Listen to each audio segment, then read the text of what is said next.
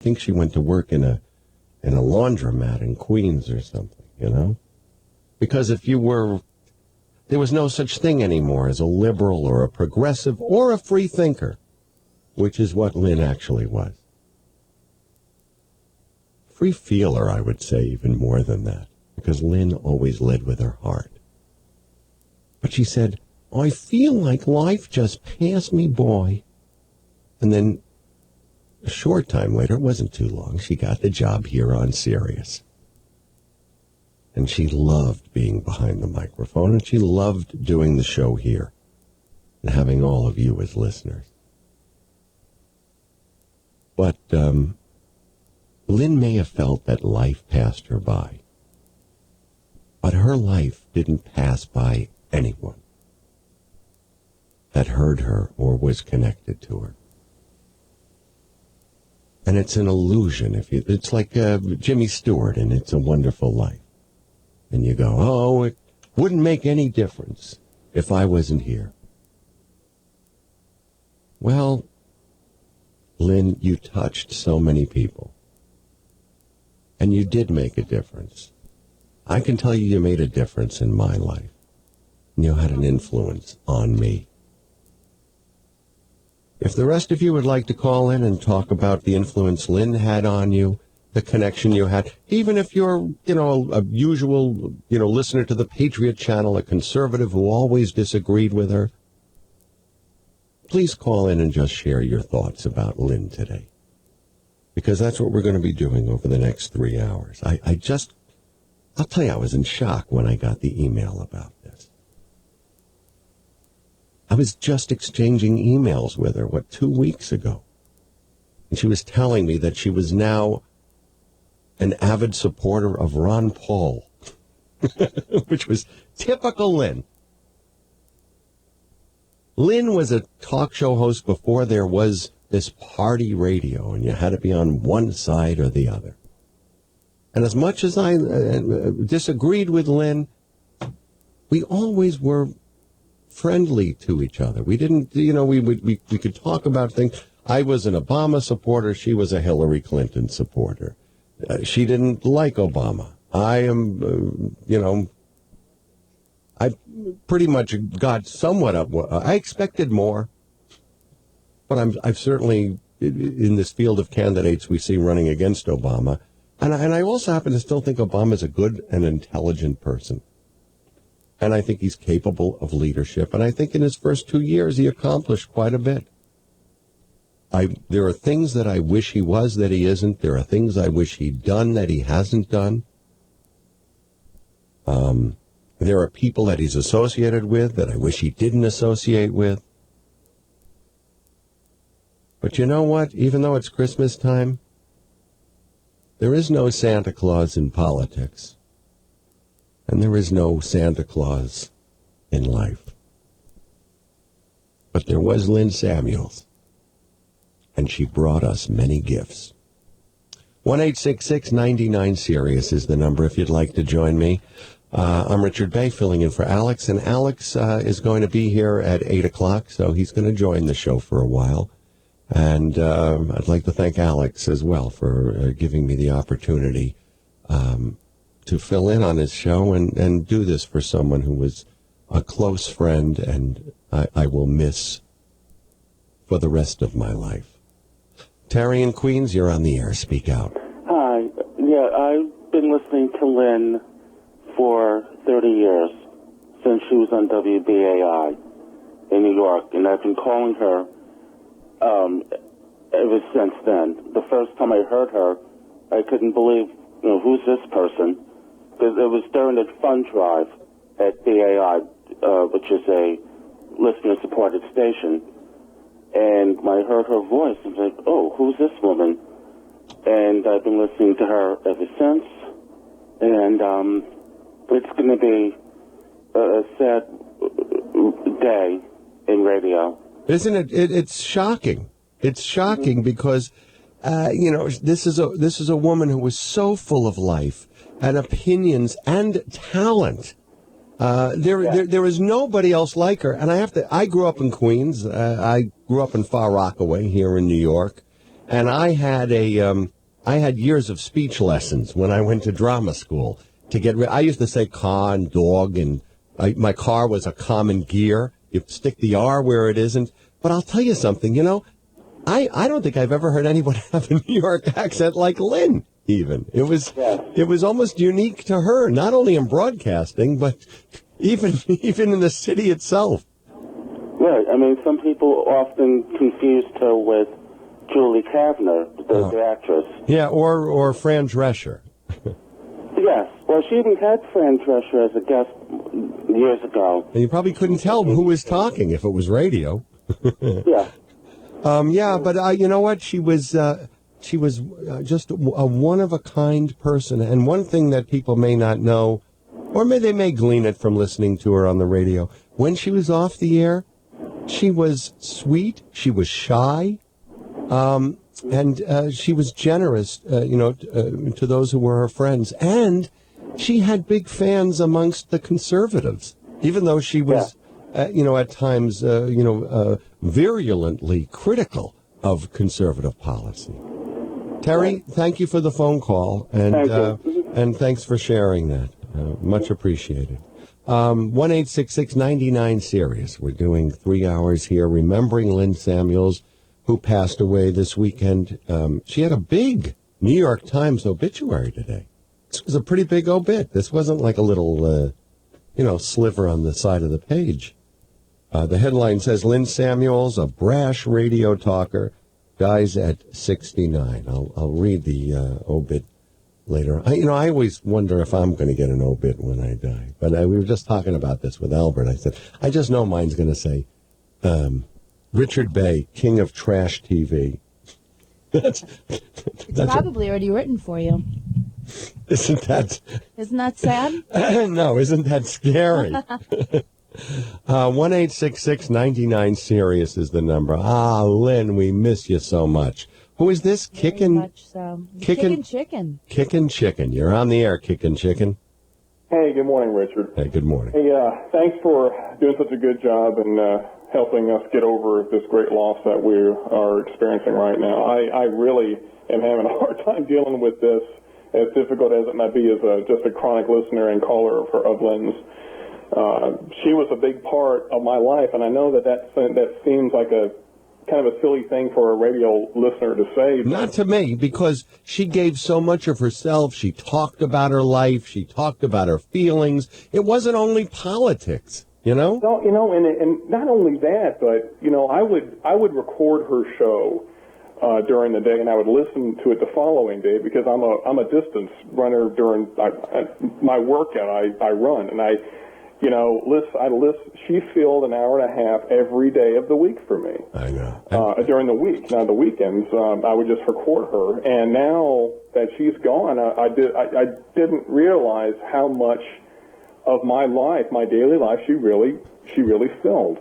She had the knack to, and you hit on this already, that she had the knack to really turn any call, either a hate Lynn call or a chronic, someone who supports her call, or a boring call, into something you really would want to listen to. She had that knack, and I haven't really heard any other talk show host be able to do that. Really. I agree. Listen, one day, and I'll always remember this. This is another way that she's had an influence on my life.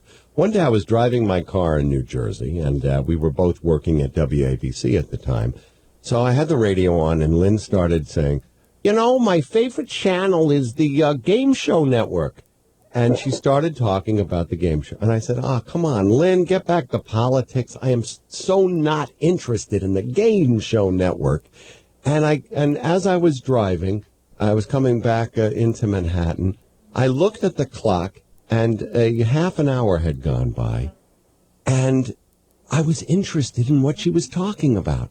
She had made the Game Show Network a talk radio topic, and I'd been entertained by her thoughts and her impressions and her commentary for half an hour on the Game Show Network. Exactly. I mean, and I'm not really one to get into Hollywood talk or books or anything, but, she had that knack to do that, and she was fearless. absolutely fearless, and she didn't take any shit off of anyone. That's and true. She endeared herself to me. You know, I went to Sirius back when Howard came over in early 2006. You know, and Howard has a good show and all, but I have to say things went down with him over the last few months.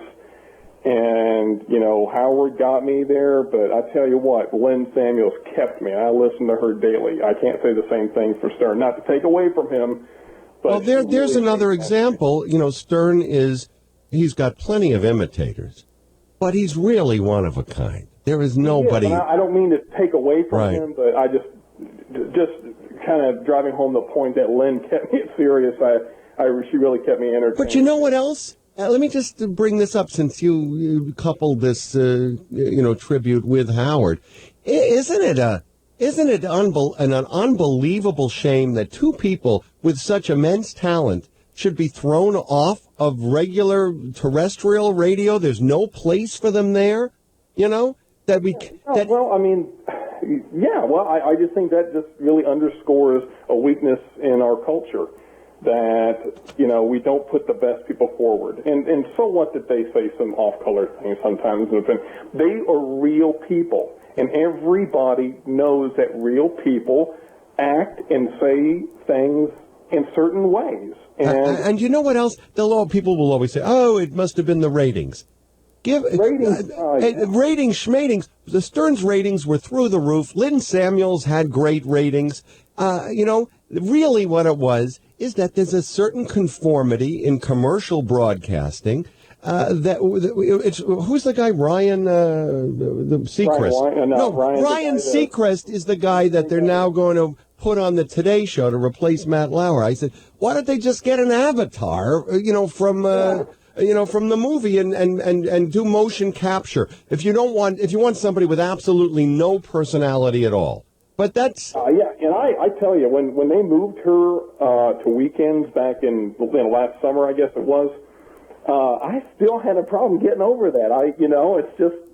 She went from 10 hours to 6 hours. I understand, but 6 hours is still a lot. And the other thing is this, I can understand, Lynn is probably, she's going to come down and smite me from heaven, but I can understand Lynn was not she wasn't a stereotypical.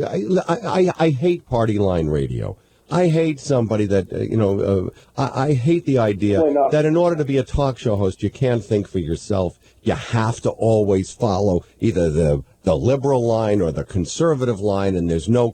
In the old days, Lynn used to be on right before, I think it was right before Rush Limbaugh. Before Rush, yeah. Right. And the story was that Lynn would help Rush Limbaugh's ratings. And people would listen to Lynn, and then they'd listen to Rush. Now you've got a block of shows where one guy says the same thing in a boisterous way. The next one says it in the, hey, fella, I'm your buddy way. Then the next guy says it in a snide way. And they're all saying the same thing. And she would say, fuck you, I'm not your buddy. Listen, I have so many phone calls coming in for Lynn that I got to move on. But it was great talking to you. Likewise. Thank you. Have a good run today. Let me see who's been on here a while. Here's Kurt in South Carolina. Kurt, you're on the air. Speak out. Hey, Richard. How's it going this morning? Hey, good. Pretty good. But, I was so touched by all of this. The day after I got the email, I went to bed and I had a dream. And Lynn, this sounds like radio BS, but it's really the truth.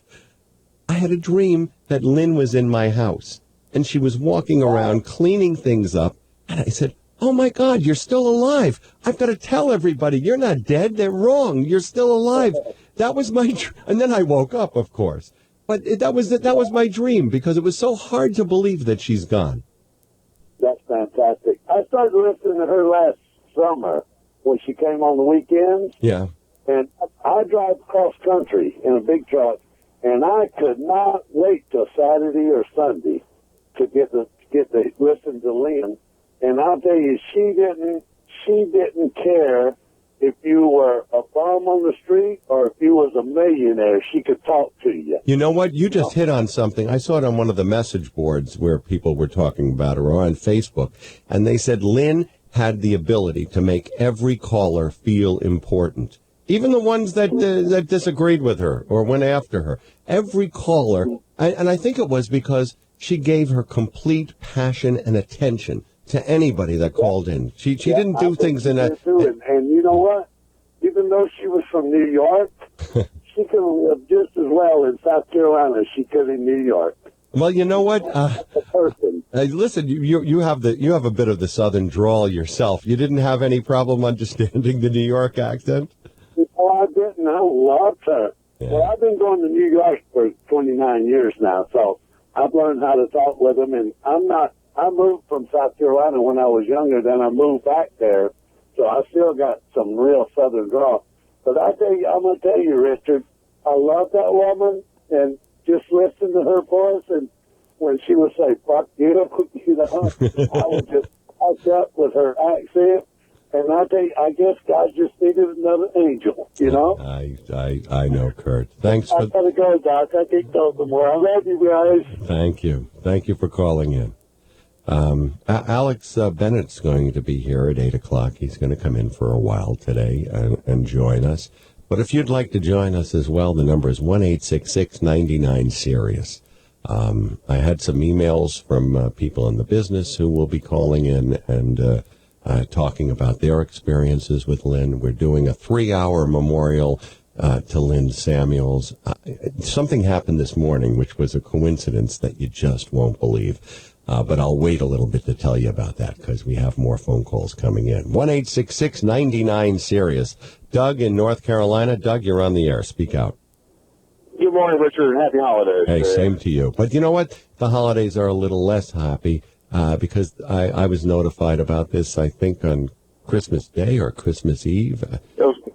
She died on Christmas Eve. I have a bad habit of, I don't know, it's more of a curiosity on my part where I go to Wikipedia and see who died that day, and I was really shocked. It was like, Lynn Samuels? I don't know. So it was really, as I said, it was like, wow, bummer for Christmas Eve there. I hate hearing that. But yeah, she's a very good person, and I mean, she would not rush you through a phone call. And I remember one day she wanted to hear about the turmoil that I have with my, parents, how, we don't get along and all that. And she, I thought she was like, why does she want to listen to that? That's nobody's business. And, but she did. So. And she could make it an entertaining story. Yeah. But like I said a few moments ago, she made every caller feel important. Yes, she did. She really did. But, she also, like you, she also had a Sean Hannity story working at ABC, trying to give him some facts, and he pretty much ignored it. Oh, just like the things that I said, I know. Keep those facts away from me. I don't want to see anything that doesn't support my argument. Yeah, her story was she was like rallying against Iran, and she went in there and said, don't you know, we kind of like went in Iran and, changed the election, and that's how we got the Shah in there and all that. And according to her, he knew nothing about that. Yeah, she's probably talking about the CIA coup that got rid of the elected representative, and that was in the 50s. I think it was 1952. Right. Mossa do? But I know you got a lot of other calls. I just want to say rest in peace, to you, Lynn, and enjoyed listening to you. Thanks for the phone call. Care. Appreciate it.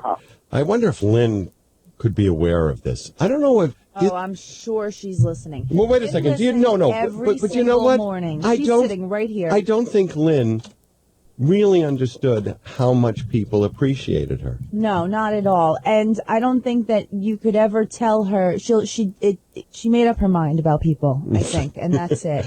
But also, it was like, boy, nobody cares about me. I'm living in Woodside, Queens, and I don't ever leave my apartment. But you know what? I don't use an air conditioner. I used to have big birthday parties when in the old days when I was rich. Mm-hmm. I used to throw these big birthday parties in the condo, and then when I moved, I had them up on the rooftop. And every year I would invite Lynn, and she'd go, "Oh, I'm not a very sociable person. I'm not." She came 1 year. Really? And she stood in the corner. She was so shy off of the radio. And I brought her out and I said, "Hey, this is Lynn Samuels." And all of my friends and the invited guests, they would go, "Lynn Samuels, oh my God, I can't believe I'm meeting you. I listened to you on the radio, blah, blah, blah." And Lynn was amazed that people even knew who she was. Right.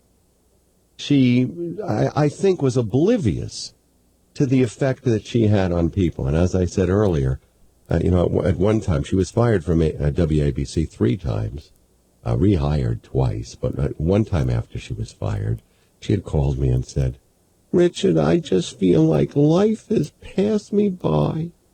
And it was so sad to hear somebody who had so much to give and had so much life inside of her feel like the parade had marched on. And Lynn, you may have had that feeling at that time, but your life did not pass anyone by without touching them, without, in some respects, changing them, without having an effect on the world which you passed through.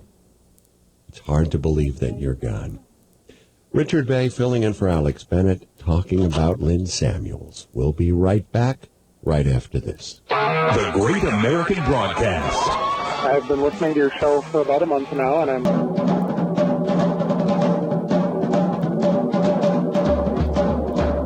All right, welcome back. Richard Bey filling in for Alex Bennett today. We have a 3-hour tribute to Lynn Samuels, who passed away over the Christmas weekend. The New York Times has a fairly large obit on Lynn today. I think she would be so surprised to see that she has a big picture and an obituary in the New York Times. If she had known that the Times found her this important. They talk about her as a pioneer. Lynn Samuels, a brash radio talker, dies at 69. But we're also talking with you as you share your memories and your experiences with Lynn on the air and off the air. There are many people calling throughout the next 3 hours, I believe, who knew Lynn from the broadcasting industry. Our next guest is someone who also knew her, at least on the air, Mark Thompson, who hosts a show here on Sirius Left in the early evening. I've had the privilege of filling in for Mark, some time back, and I'd like to thank him personally for allowing me to do so. Mark Thompson, you're on the air. Thank you for calling. Wait a second, I got to click you on here. Okay, there you go. Well, Richard, thank you for filling in for me. I appreciate that. How are you this morning? I'm all right. It's, it was a shock to hear about this, especially, over the Christmas weekend. And it's somebody, as I said early on in this show, it's hard to conceive that somebody who was over brimming with life could now be bereft of it, because she was more than she was a life force, Lynn Samuels. Well, yeah, no doubt about it. I appreciate you all having me on this morning, and I just want to say a few words. I did not know Lynn well. We never got an opportunity to be close, and it's one thing that I do regret. But I think it probably was the potential to do so. I had posted on my Facebook page yesterday the story of our first and only direct meeting. We had a number of indirect communications via the listeners, because actually during the campaign in 2008, a lot of the listeners would call into my show, which came on directly after Lynn's at the time, to complain about her and to because they were upset because she was one of the last holdouts for Hillary Clinton. Oh, I know. Yeah, and so, as a rule, I never really allowed people, I don't think if people have an issue with a particular host, they should call the host, not other hosts, and complain about, a colleague.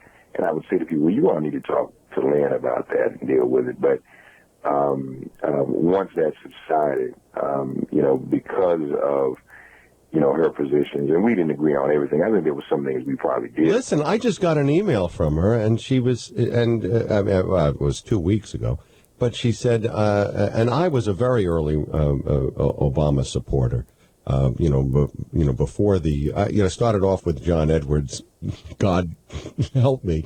But then I immediately became an Obama supporter and was very impressed by him. And even now, I wish that he could have done more. But he did a lot in the first 2 years. And he's an intelligent, a good man, a leader.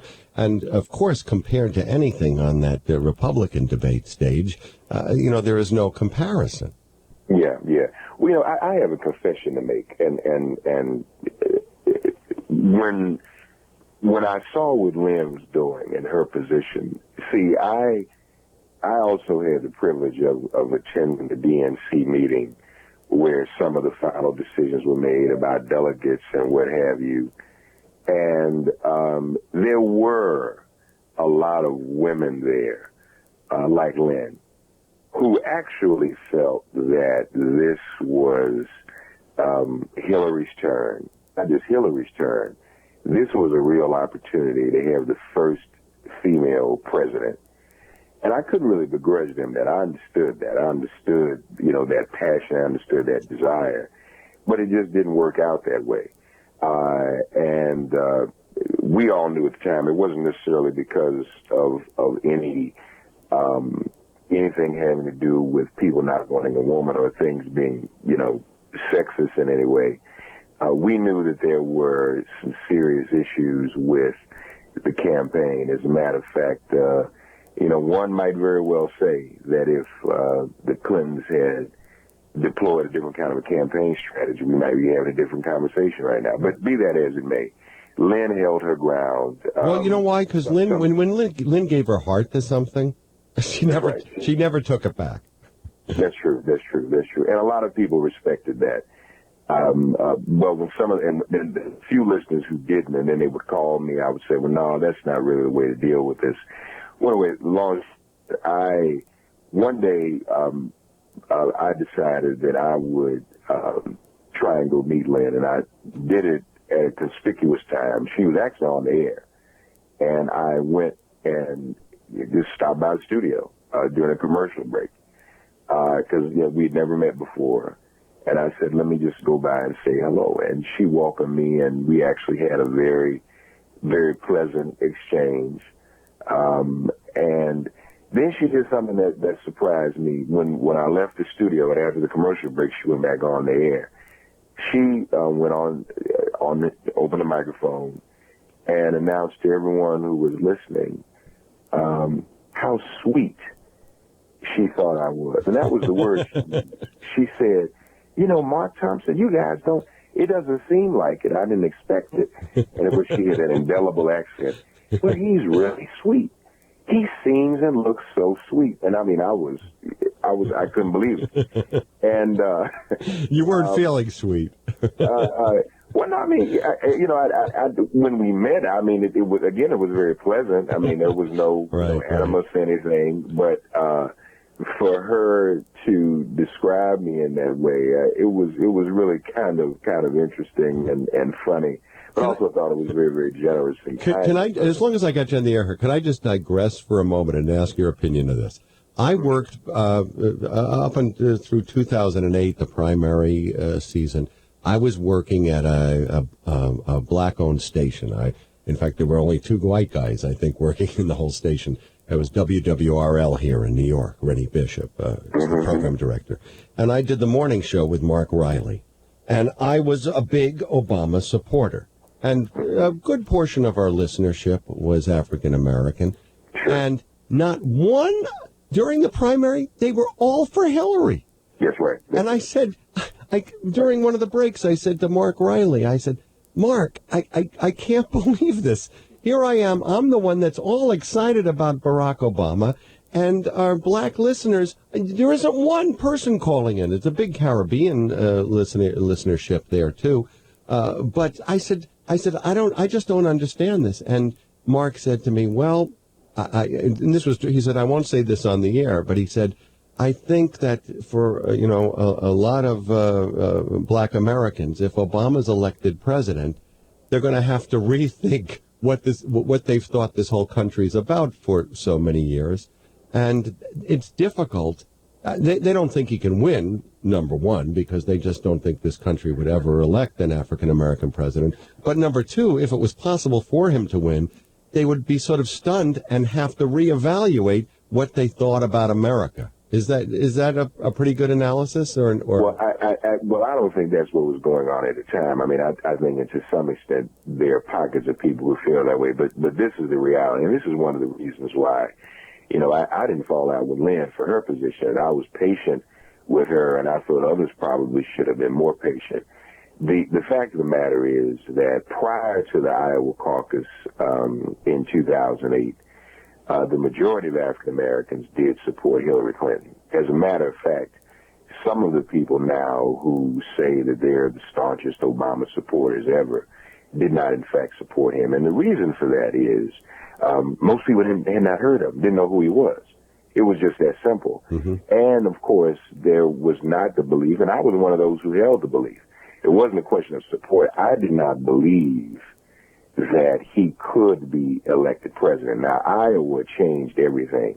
And people should remember the interview that Michelle Obama did with 60 Minutes around the whole question of the lack of African-American support. And she said, well, she felt like African-Americans would eventually come around. And, of course, they did. But, no, to me, it always seemed very, very interesting when people became so passionate and defensive about him, when in fact prior to Iowa that was not the case at all. Everything shifted. Right. But Lynn didn't. And I didn't mind that. I understood that. I never was someone who felt like she should have, and I think I understood what her position was. Of course, there were times when we didn't agree, and I thought she was tougher on Obama than she should have been. And I think some people described it yesterday. One of the things you've been hearing said about her over and over again on some of the posts on Facebook and whatnot is that she was one tough cookie. But, that's what to me was interesting about our encounter. Well, she was a tough cookie, but with a soft center, Right. Right, and a lot of people didn't know that. So when we had our encounter, I got a chance, and I felt very fortunate to see the soft center. Richard, I approached another colleague of ours a few weeks ago about appearing on my show right there in the building, and because of our ideological differences, and Lynn and I had ours, he was really kind of hostile toward me. And, I learned that some people aren't able to ever turn off that on-air persona. They're always on. And this guy just, I'm not coming on your show anymore. And, pretty much, I can't stand to be around you and all of that. I said, all right, well, fine. That's how you are. People, Lynn could be tough on the air, but being around her and seeing her that time, she could have been that way, but she wasn't. She wasn't at all, because she knew that I was, that I remained a Barack Obama supporter, and we would discuss it, and we would email each other back and forth. And like I said, the last email I got from her, she was a Ron Paul supporter. Is that right? That's right. Yeah. But through it all, we remained friends. Mark, I'm sorry, but it's great talking to you. But I do have to go to a commercial break, and I have lines filling up here with listeners who want to speak. But thank you so much for taking the time. Well, thank you for having me, and God bless Lynn Samuels. May she rest in peace. Thank you, Mark. Thank you. All right, that was Mark Thompson. He is the host of a show here on Sirius Left later on in the day. We're talking about Lynn Samuels. We'll be discussing her. The lines are just lighting up like crazy now, and we'll get to some of your phone calls when we come back. 1-866-99-SIRIUS. Richard Bey in for Alex Bennett talking about Lynn Samuels. We'll be right back. The Great American Broadcast. You have got the best talk show going, period, because you tell the truth regardless of whether it's politically correct or not. Alex Bennett on Sirius XM Radio. Mike Malloy on Sirius XM Left. A report released Monday shows the extent to which middle school and high school kids are being subjected to sexual harassment by their fellow students. Nearly half of all U.S. students are victims. This report includes both gay and non-gay kids. You know where this is coming from, right? From the political right and the evangelical Christians who actually encourage their children to be hateful. It's in the Bible, you know. The Mike Malloy Show. Weekdays at 9 p.m. East, 6 West on Sirius XM Left. 127. Reverend Al Sharpton, host of Politics Nation, weeknights at 6 Eastern on MSNBC. They give tax cuts and loopholes to the rich, and they act like it's acceptable, saying, by and by, it'll trickle down to you. It's not acceptable to us. It was a time it was acceptable women couldn't vote and blacks were in the back of the bus. A lot of things were acceptable until we stopped accepting it. Lean forward, MSNBC. How much of your life is on your computer at home? How much of your livelihood is on your computers at work? Today, thousands of computers are going to crash or get infected with a virus or have files accidentally deleted. So now might be a good time to ask yourself, are your computer files backed up right now and kept securely off-site away from danger? Don't risk losing your computer files forever. Get online backup with Carbonite today. With Carbonite, your files will be backed up automatically and continually and kept.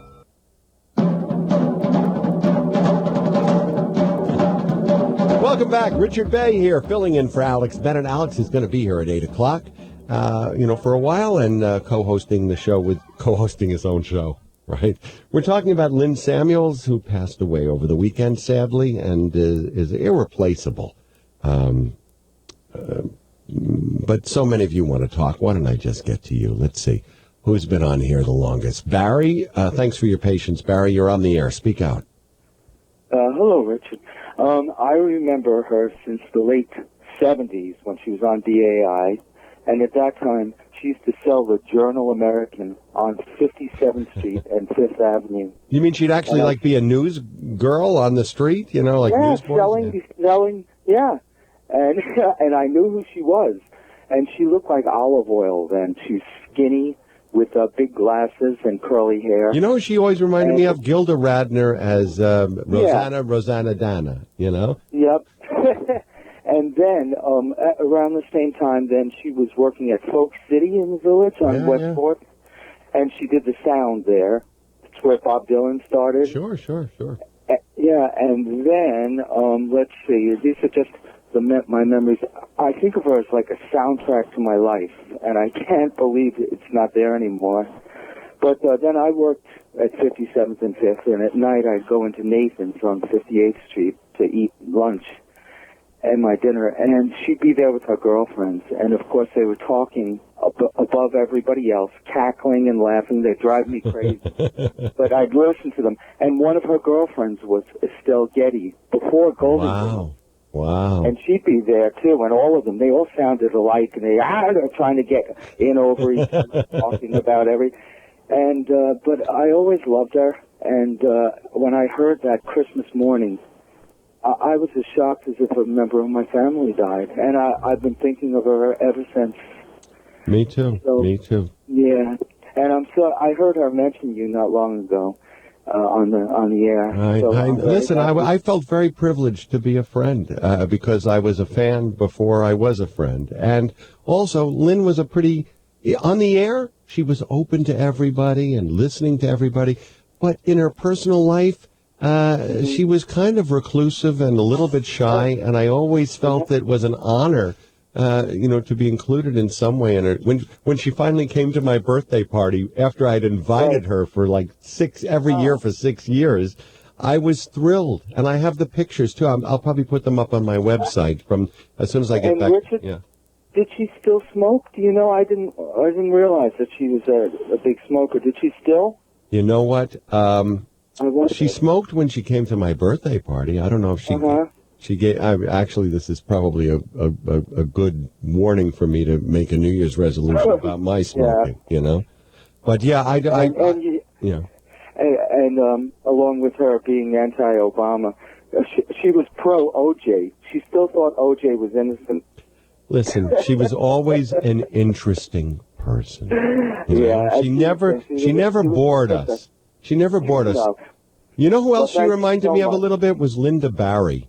You know, the caricatures that Linda Barry drew in the Village Voice? I don't know if you ever saw those. Oh, I don't remember. No, I read it every week, but I don't remember that. Well, she reminded me more of the caricatures than Linda Barry herself, but also two idiosyncratic, irreplaceable, inimitable personalities, Linda Barry. Quintessential New York. Yeah. Quintessential New York people. Thank you, Barry, for the phone Irreplaceable. call. Well, thank you. And have a wonderful day. Thanks.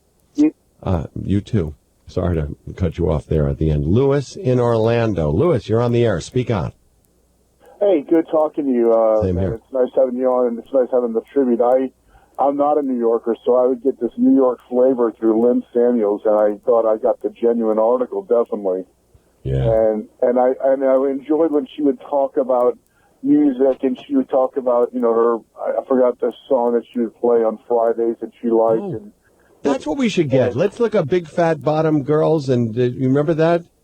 Big Bottom Girls, they make the rockin' world go round. That was like her theme song.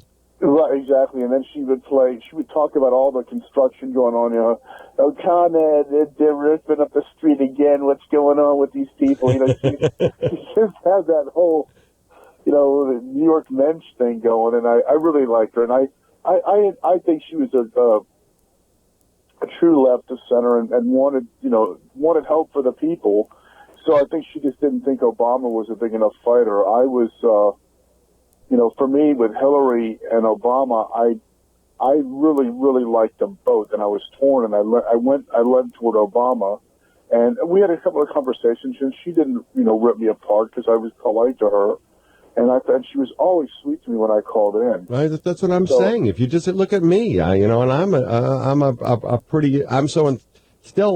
I wouldn't say I'm enthusiastic because I want him to be better, but I think he can be better. I think in his second term it will be better than his first. But I also think he did accomplish things in those first 2 years that are important things for people. Well, with Mark, that you just had on the air before, and I like Mark. Let's make it plain with Mark Thompson. I lent toward Obama because he was a fresh, new face on the scene, just like Bill Clinton was back when he ran in '92, and nobody gave him a chance. But it was the Bill Clinton baggage. If there wasn't that Monica Lewinsky and other baggage that was there, regretfully, to me, that was going to pull out the diehard Republicans. Because I think a lot of Republicans were disenchanted with the party after the economy collapsed, and I thought, okay, let's just put a vanilla, which is obviously not Obama, but in color, but as far as he was a very centrist guy and not offensive, and I understand. Listen, I gotta go. I gotta go. Thanks. Rest in peace. Thanks a lot. Thank you. All right, Alex is going to be here in the next half hour, so he'll be here when we come back, probably. 1-866-99-SIRIUS is the number if you'd like to join us on the air. It's Richard Bey filling in for Alex Bennett, but for the next 2 hours, we will be celebrating the life, the talent, and the life force known as Lynn Samuels. All right, that was Lynn's theme song when she was on WABC, and for those of you who have been calling in and saying, no, it's Nina Ballerina, all right, that was her latest theme song, but Fat Bottom Girls was, the song that I always associated with because you don't hear it all that often. I have to say that it's a song by Queen. It's an old song, but whenever I do hear it, I think of Lynn because she used to intro her show that way. All right, this is Richard Bey sitting in for Alex Bennett, and we're talking about Lynn Samuels for the next 2 hours. And joining us now is the one and only, another New York radio legend, Alex Bennett. Oh, gee, nice to be a guest on my show. Yes, am I supposed to interview you now? I have no idea. How long have you known Lynn? Did you know her, Lynn, a long time? No, never. Here's the thing, and people should understand this. Until I came back to New York to work at Sirius, I'd never heard of Lynn Samuels. Now, I know people go, how could you have never heard of Lynn Samuels? Radio is one of those kind of things where you're a local radio star. And when it goes beyond that signal, nobody knows who the hell you are. you know. Yeah. And out in California, you know, we just never heard of Lynn Samuels. She never went syndicated. She never made news that was important to California, so we never heard of her. So when I came here, I started hearing about Lynn Samuels. You know, she had gone to WLIR, I think, at one point, and I was looking for a job out there, and they mentioned that they had Lynn Samuels, like this was this great catch, you know, and I went, I've heard, as I came back, I heard Were you the competing name. with her for a job? No, she already had one. No, okay. no. But I remember one time, but in some ways there are similarities between the two of you in that you did ruffle feathers at times. You did. I remember I was just telling you when you came. My brother always says, "I can't believe you're there with Alex Bennett." In the 70s, I was living in San Francisco, and my brother was in New York, and he felt so strongly about your show that he got a placard and marched in front of the station when you got fired. I remember when that happened. He was part of a big group protesting. Well, you know, I mean, Lynn and I had a lot of things in common, so much so that I think one of the reasons she hated me was that I was like the woman that showed up at a party wearing the same dress. You know, coming in here today is it's been bothering me all weekend, actually, because it's a question of what I'm going to say. It's no secret that Lynn hated my guts. There was no question about that. And in her demeanor towards me, never expressed anything but. And so my relationship to Lynn was one of total, I don't want to say animosity, but there was a real chasm there. Not on my part. I always tried to be nice to Lynn whenever I saw her. I always tried to defer to her. She would try to start arguments with me, and I would just let her rant along, and I would keep my mouth shut. I think once I blew up at her finally and just said, "Stop it already," you know. And at that point, I stopped talking to her. Because I said, life's too short. Why put up with somebody who's always going to be confrontational? You know, as I said earlier, you know, and you know she had that quality. Yeah, and she also had the quality to love people. Beyond, like Hillary Clinton. She hated Obama. Because she loved Hillary Clinton. I was never the receiver of that from her. I was never never given that gift from Lynn. And supposedly the hatred goes back. Now get this. Back 40 years, right? Now, mind you, I've never heard of Lynn Samuels at the point that I come to New York, so obviously back then I didn't know who the hell she was. And it's told to me that she said on the air that the reason she doesn't like me is 40 years ago, I betrayed her friend Bob Fass over at WBAI. Well, to begin with, I never betrayed Bob Fass. In fact, to this day, Bob Fass and I have communicated. In fact, Bob Fass and I had something in common. We both had wives, that ex-wives that wound up working at the Dick Cavett show, and he and I every now and then would bemoan to each other about how our wives wound up with better jobs than we had. The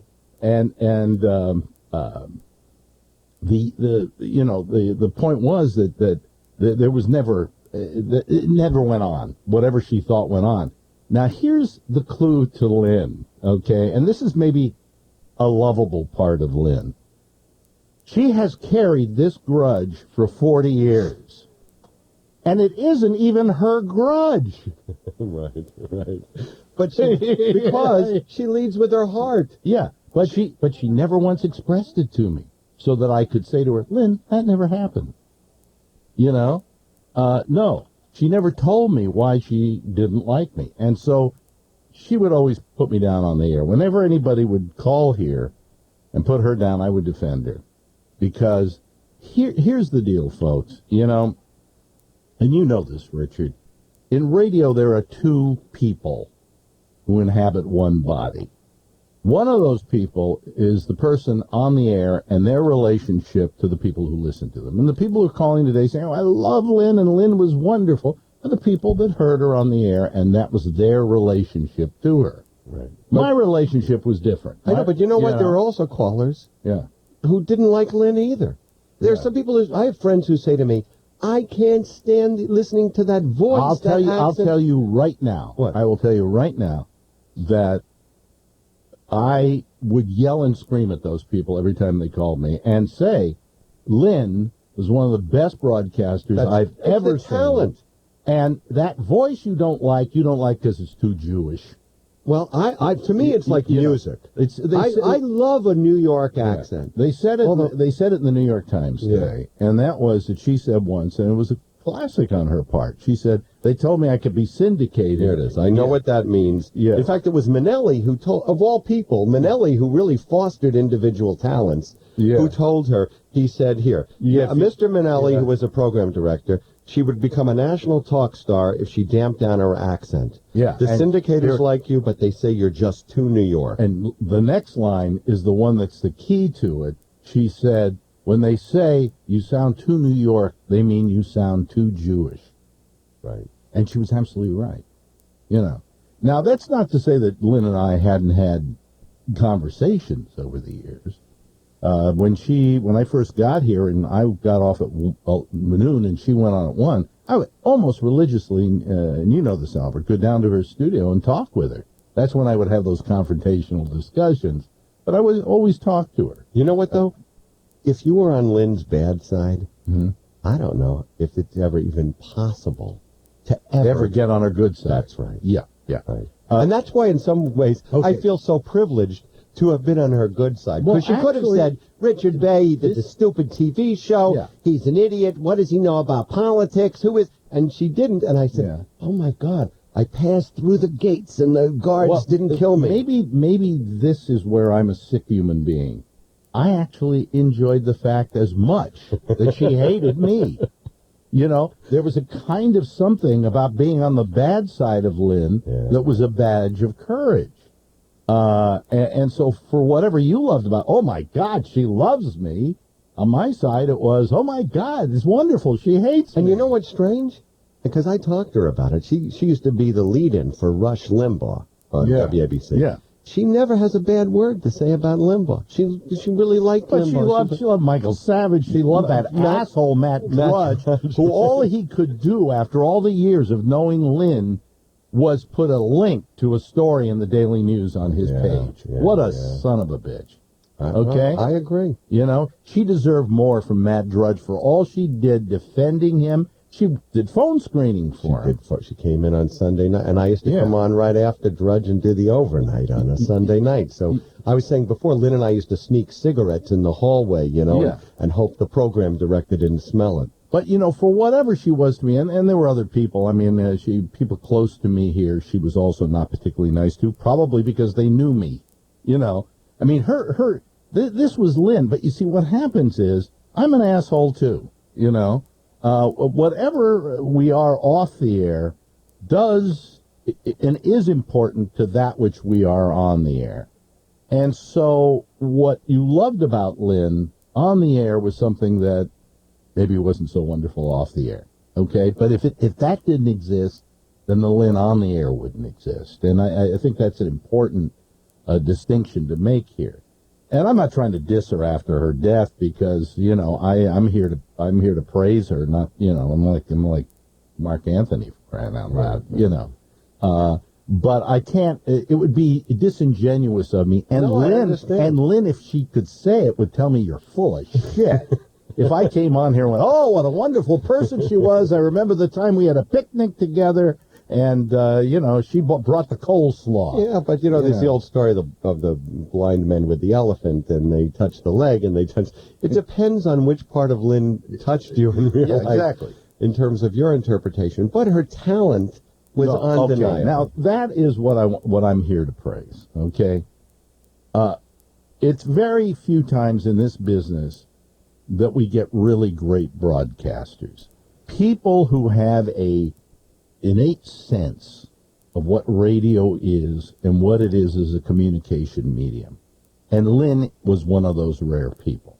Lynn was, I mean, I would listen to her and I would say I'm envious. You know, I'm envious of the virtuosity that she has on the air. So I then have this love-hate relationship with her. Off the air, I don't even want to see her. On the air, I want to listen to her. And that's what I'm here to play. But I know what you're saying, too. Yeah. I mentioned this in the first hour. One day I was driving in my car in Jersey. We both were working at WABC. And Lynn starts going, "Oi, my favorite channel is the Game Show Network. Let me tell you something. I was watching it last..." And I said, "Lynn, come on. There's nothing to listen to on radio. I don't want to hear about the game. I'm talking to the radio. I don't want to hear about the game show." A half hour later, I'm going into the tunnel, and I've been enthralled by her stories about the Game Show Network, which I had absolutely no interest. I'm driving out in California on vacation. I got a Sirius radio in the car. I'm listening to Lynn and going, I couldn't turn it off. Okay? And as for the voice, let me say something about the voice for a second. I love the voice. So did I. And I grew up in New York, and to me it's music. Well, to begin with, but Lynn didn't fall into this category. Women with strong New York accents always gave me a hard on. You know, me too. You know, can I tell you something? I can't believe this. Because there's a movie called Someone to Watch Over Me. Yeah. With Tom Berenger and Mimi Rogers and Lorraine Bracco. And she plays a girl from Queens. And when I saw that, she goes, at one point she finds her husband cheating, and she goes, "Are you cheating on me, Tommy? Are you cheating on me?" And then she punches him in the mouth. And the accent, my girlfriend, after I saw that movie, I know it was subliminal, my next girlfriend was Susan from Jamaica Avenue. Yeah, right. Just like that. Because I loved, me too. Yeah. There was nothing wrong with the accent. In fact, without that accent, maybe nobody would have paid attention to her. It was the signature. You know, when you heard, you could be across the room and the radio was on and you heard this voice, you knew immediately it was Lynn Samuels. All right, so let me just bridge this to something else. Okay. Because, I mean, you're here at Sirius, Howard's here at Sirius, Lynn was here. There's such a conformity to commercial talk radio these days. And you know what? Well, I was about to say that, that there are so few originals that to lose one is a shame. There are so many people doing talk radio now, and they're all the same people. They say the same things. One guy says it with bluster, the next guy says it, "Hail fellow, well met," the third guy says it in a snide way, but it's the same thing said over and over. It's like the Borg, and it has all these little, or Medusa, with all the... It's interesting that, and I consider myself different than most talk show hosts. Not out of any ego, it's just I march to my own drummer. And because I march to my own drummer, it makes me, I think, distinctive from a lot of these other people who just go in and do the same talk show. Lynn was that way. Howard's that way. It's interesting that Sirius has become the repository of all the, at least, original talk show hosts. Well, now here's where I would disagree with you. As much as I find him reprehensible in his politics and even in his actions, Michael Savage, I have to say, is a raconteur. I would give Savage that. Yes. And I think that's where Lynn has found the affinity with Savage. I think he's, I can't stand him as a human being, but when I listen to him and he goes off and he talks about a meal he had, he has a similar kind of quality to Lynn, although it's really well, he has a New York accent. And has a New York accent, too. Yeah. Even though he lives in San Francisco. He's a psycho and an asshole, but because I knew him in San Francisco, and he's not a nice man. But it seems to me that in commercial broadcasting, I mean, we were just talking here about Ryan Seacrest. I said, you've gone... Yeah, this is a good idea, right? Ryan Seacrest. I mean, I said, why don't you get Avatar and try to make something totally devoid of a personality? Actually, Avatar has more personality than Ryan Seacrest. Well, it's funny that when you mention Lynn, you mention Howard, you mention me, the people who are here at Sirius, who are, I think, a little different than the rest of the pack. We wound up here because, quite frankly, we didn't fit in there. Howard didn't even fit in terrestrial radio. He needed to be here to do Howard. We're all Jewish. We're all Jewish. Do you ever notice how Gentile talk radio is? I mean, Rush Limbaugh, Sean Hannity. I mean, you can go on and on and on. The too few Jews, and they're usually liberals, and they work on progressive radio stations. Jewish too. Maybe I could squeeze in with you Yeah, guys. of course. Join the club. And they usually wind up on the progressive stations because the Jews have heart, Except right? for Mark Levin. Except for Mark Except Levin. for Mark Levin, and we're working on excommunicating him. There's this, and what happens with most progressive stations is within a couple of months they become country and western. So, But the point is, getting back to Lynn was this original. And I got to tell you, she was a virtuoso, and she was the best at what she did. And I think if you ever listen to me, you know that, to begin with, Lynn and I had this thing, okay? She hated me. And I didn't hate her. At a certain point, I avoided her. The last time I met her, oddly enough, was on the street corner down at 49th and 7th. She was coming here to work, and I was going somewhere. We sat and talked for a little bit. It was a very nice, pleasant conversation. And then she, I think, went on the air and put me down. I just met that asshole Alex Bennett. But the thing was that we had a deal here that on Sirius left that the boss didn't want talent arguing with talent. So I would never go after her. But she kept going after me and had to be constantly reprimanded by the boss to stop it. But anytime anybody would call me and put her down, or the worst is when they call you and they go, you know what she said about you? I don't want to hear it third party, secondhand. I want to hear it from the original. I said, because these people, listeners do try to create fights between people. Sure. But I would always defend Lynn. And I think even Christina can agree with me. I always defended her on this show. Yeah. Yeah. Yeah. After a small dig, you would defend her right away. Exactly. No, but you weren't here almost before she went over to Stars. When she went to Stars, all bets were off. Right. So then I started giving her a bad time for two reasons. Number one, I could. And because the first day she was on the air over there, I think she did an hour about me. Yeah. Oh, yeah. She did. So I just simply... It wasn't even 2 weeks ago that she was ranting about you on Twitter in all caps. Oh, really? Oh, yeah. I read them over the So years. all I was doing was responding. But she was passionate. Yeah, but wait a minute. But I also thought there was a second purpose in me doing it, which most people don't know. It was so everybody would know she was over at Sirius Stars. Right. And I always consider that kind of thing on the air just, fun stuff. And even here, she always used to go on about, I don't prep enough for the show. Well, all she did was prep 24 hours a day because that was her only life. I do go out to dinner occasionally. And so, consequently, I didn't prep enough for her.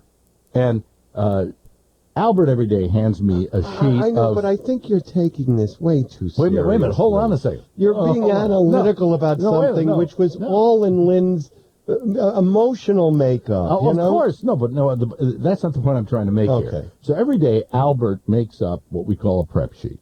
Now, I know most of the stuff on that prep sheet. I've already seen it, already read it, already, seen it on the news. But it reminds me of the key points and so on, so I don't have to, bring in tons of paper. It's just all there. Which is what I do. So we took to calling it the Lynn Samuels Memorial Prep Sheet. And I'm telling you now, folks, in honor of her, you're going to continue. Out of the love that I have for Lynn, I'm serious about this.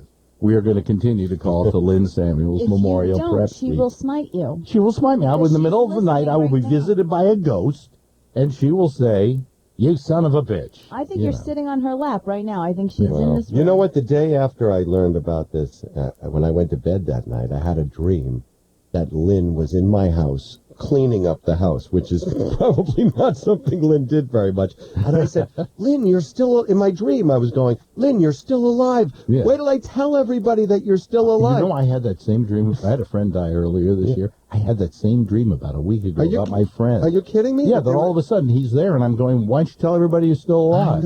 Isn't that something, huh? Yeah. Because I can't, in a way, you can't believe it. So do you get it here that I had a love-hate relationship with this woman? Yes, we get it. Yeah.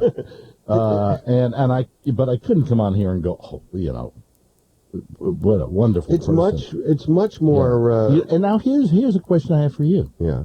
Outside of this radio station, what do you know about Lynn Samuels?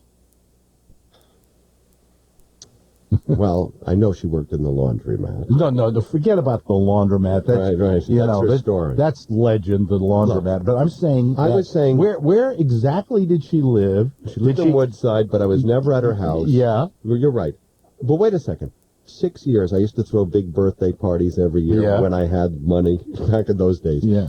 Every year I would invite Lynn, and she'd always say, oh, I'm not good with people. I'm not good. She came 1 year, and she stood in the corner, and I had to actually bring people. I said, Lynn Samuels is here. Oh, where is she? Yeah. Nobody knew she was there because she would be in the corner and shy, and I'd bring people up, and they'd go, oh, we love you. And she goes, you actually listen to me?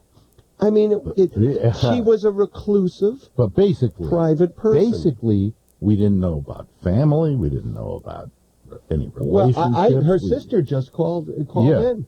I didn't even know she had a sister. We knew she had a sister because I think she talked about sisters and nephews and things like that. Do we have? Is the sisters on which line here? Line 2. Right, Judy? Oh, yes. Judy, you're on the air.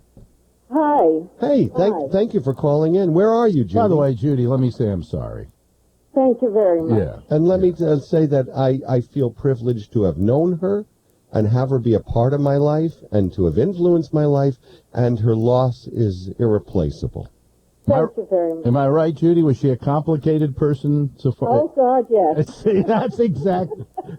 So I haven't disappointed you in my description. Hell no. Where are you, Judy? In Massachusetts. Okay. Now, wait a second. You don't have the same accent as Lynn, do you? I hear a little bit of it. No, I don't. Thank God. I hear a little bit of it there. A little bit. Are you open to a Saturday shift? No, thank you. First of all, I'm no place near as entertaining as Lynn was. No. Not even close. Are you her older or younger sister? Younger. Younger. And it was just the two of us. And how much of an age difference is there between you? 2 years. Oh, just Exactly 2 years. So you must have been pretty close growing up, right? Actually, we were never close growing up. Wow. And it got to the point when I was a kid, if one more person had said to me, oh, you're so lucky you have a sister who's so close in age, you must be so close. It got to the point I was going to scream if one other person said that. How close was she in later life with you? Not at all. Not at all. In fact, as kids, we fought like cats and dogs. You know, I mean, there's always sibling rivalries, but I've always found that when kids grow up, that goes away. Yeah. Let me ask you something. Let me ask you. But I just want to ask you, can you explain why you were close to her in her formative years? What do you think was the reason behind all that? I think, as interesting as I found it, how she opened up on the air behind a microphone, she didn't open up in close personal relationships. She was argumentative, strong-willed, to say the least, and as we became adults, it wasn't even that we had a bad relationship. We had no relationship. And it's just since our mother died a couple of years ago that we'd email each other once in a while. Yeah. And I always said to, friends and other family members that it was sad because it was just the two of us and we had this non-relationship. So when she passed, you must have had conflicted feelings. Well, I was shocked like the rest of the world, obviously. Yeah, I was stunned. Yeah. And it up until yesterday, because we'd gotten the call here on Saturday just before 1 o'clock, and up until yesterday, it was just so surreal, for lack of a better word. I'm sure Lynn would come up with a better word. But anyway, for lack of a better word, it was surreal. I mean, the whole thing, you know, everybody's getting on your show this morning and saying how they've been listening to her for 30 years. I listened to her for 67 years. But you know what? It seems it's not an uncommon story in show business that that audiences who feel so intimate with a performer, are the people closest to them. That's right, and that their family members don't, really have that same sense of intimacy with that individual. It's not as rare as you think, especially on radio. People on radio, we spend hours in that room behind the microphone, and there's just the person. Wouldn't you say that's kind of an experience you've had over the years? Well, we in radio, I think one of the reasons we chose this business is we don't want to have to really deal with people. Now, I know that sounds weird, but we're in a room, sometimes alone if you're running the show by yourself. And when you're in this room, you're protected from everybody. And you have control over them. And they have control. You can always hit the dump button, But, it kind of what you're describing is to me kind of sad, because it seemed like if Lynn couldn't let a sister into her life. Was she pretty much alone, do you think? I thought so until I started reading all the posts on her blog. On Saturday. Yeah, but those are people who knew her either at work or because of the job. But in a But you said life, she never stopped her job. What you said is you have a life outside of this. Yeah. I mean, you said it yourself, Alex. Yeah. This was when she was both Lynn and I and the Reverend Byron Schaefer, we were all fired at WABC in the lead up to the Iraq War. Yeah. They couldn't have anybody on the air who was challenging the WMD evidence or the Muhammad Atta in Prague. And Lynn went further. Lynn was on the air going, George Bush is a Nazi, and Dick Cheney is Goebbels. And hey, listen, you lost a job. I lost a job in San Francisco for the same reason, because I thought it was just the stupidest idea I ever heard of going into Iraq. But let me just say this. Lynn was fired first, and then they fired Reverend Byron Schaefer, and then they fired me, and then they sent Ron Kuby, and which pretty much wiped out any sort of opposition. Well, Lynn called me. She was out of work for a while, and I spoke to her on the phone, and I said, how are you dealing with all this? And she said, Richard, I feel like life has just passed me by. And because if she wasn't on the air, she didn't have a life. I feel that I know how she felt. I mean, I do have a life beyond this. I got a girlfriend. We live together. We have friends. But still, this is my identity. And this was Lynn's identity. And when you don't have this, you kind of feel like somebody ripped half of you apart. You think I don't know that? Yeah. I had a television show with my name on it. But, anyway, but Lynn, when she got back on the air here, she was, it was... Judy, you probably, my experience with Lynn on one occasion is what I think maybe led to her death, and that was that she wasn't feeling well one day, and I said, you should go to a doctor. She says, I never go to a doctor. I refuse to go to... She didn't trust them. She didn't trust hospitals. And had she gone to a doctor for a yearly checkup, they might have noticed there was something wrong with the ticker, and they would have fixed it, and she'd be alive right now. Right. No, it's sad. It really is. And I feel a sadness not just at her loss. She was my sister, but a sadness at the relationship we never had, because we were sisters and should have had that relationship. A lot of listeners have asked me if there's going to be a memorial service or a burial. Do you have any idea if anything like that is going to take place?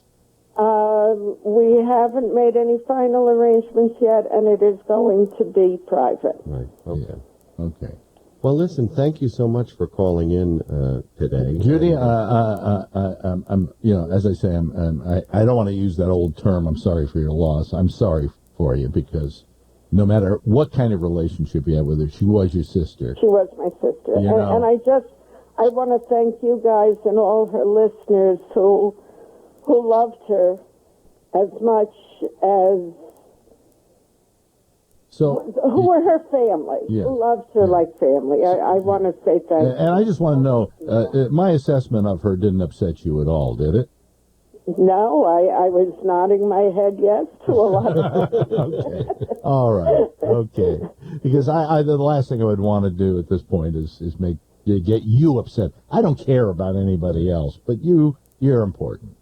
Judy? No, I was nodding my head. My husband's sitting here, and I was saying, boy, did he have her pegged. He said the same thing. All right, Judy, thank you so much for... Like you, boy.